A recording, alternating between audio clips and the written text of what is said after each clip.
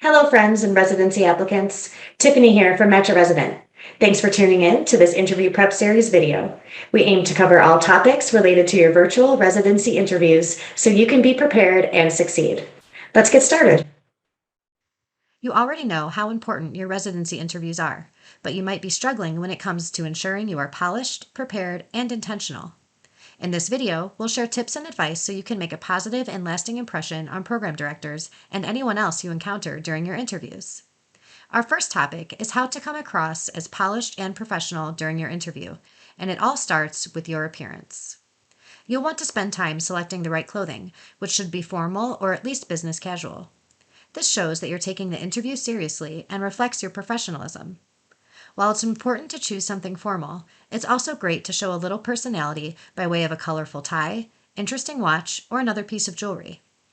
Don't forget to ensure that your hands are well groomed. Most people talk with their hands to some degree, so having clean and well manicured nails may seem like a minor detail, but it's worth paying attention to. Here's another important tip for you. There are reports of candidates being asked to stand up during the interview, so make sure you aren't caught in your pajamas from the waist down. Next on the list is your background. It's crucial that you have a dedicated space for virtual interviews, and this space should be quiet, well lit, and free from clutter. Spend some time thinking about how to eliminate possible interruptions like barking dogs, police sirens, or traffic noise.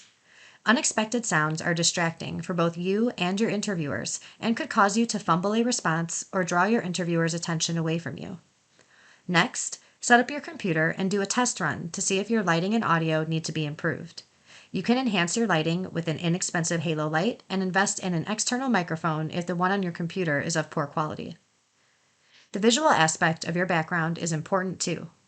Your interview space should be neat and free from clutter. It's not a great idea to set up in your kitchen or a place where there is a bed visible, for example. We do recommend choosing an area that showcases something interesting about you, perhaps some artwork that's important to you, a collection of books you've read, or even a musical instrument that you play. Now that we've discussed how to polish all the visual aspects of your interview, let's go over how to deliver polished responses to your interview questions. The first step in doing this is to be prepared. This makes taking the time to research commonly asked interview questions and plan out your answers. There is a strategy to doing this well. It's not memorizing your answers from start to finish. You definitely don't want to come across as over-rehearsed. Instead, you're aiming for a conversational tone. Now, this doesn't mean that you should spend time writing down and refining key points. You should absolutely do that. But once you have content written down that you feel covers most of the bases, you want to start speaking that content out loud so you get comfortable enough with it to deliver it naturally.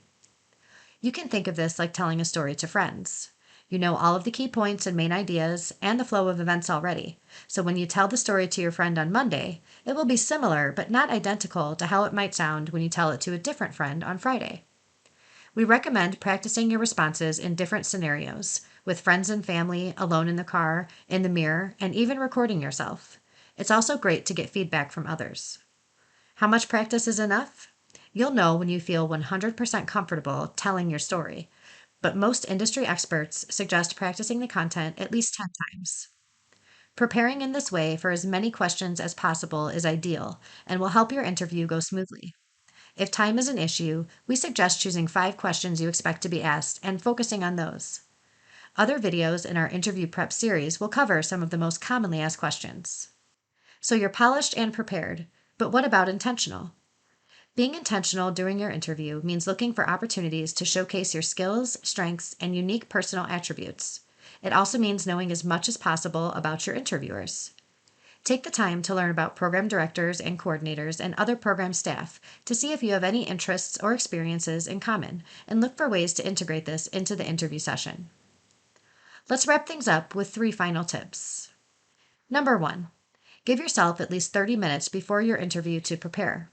Maybe you want to go over your responses, or perhaps you want to listen to some relaxing music and have a cup of tea. Whatever your strategy, building in this time will help you to be in the right headspace going into the interview. On the other hand, feeling rushed could lead to stress, which is a surefire way to give off the wrong kind of vibes. Number 2, smile. Smiling is crucial as it tells your interviewers that you are approachable and enthusiastic. And number 3, Be consistent with your interview performance, no matter where you're interviewing. You may have an interview scheduled at a location you're not very interested in and be tempted to wing it rather than prepare. But you never know how you might connect with the program and how your interests could change. If you're looking for a comprehensive interview preparation solution, check out our interview prep services. The basic package includes a self-paced 3.5 hours of video and written lessons, an interview practice tool, AI feedback, and access all the way through the end of March. If you'd like to upgrade, you can go with the premium package. It includes everything that's included in the basic, as well as weekly group practice sessions that include a Q&A session afterward, and you are also able to submit 3 answers for expert review and feedback. Thanks for watching the video. We hope you found it helpful and insightful.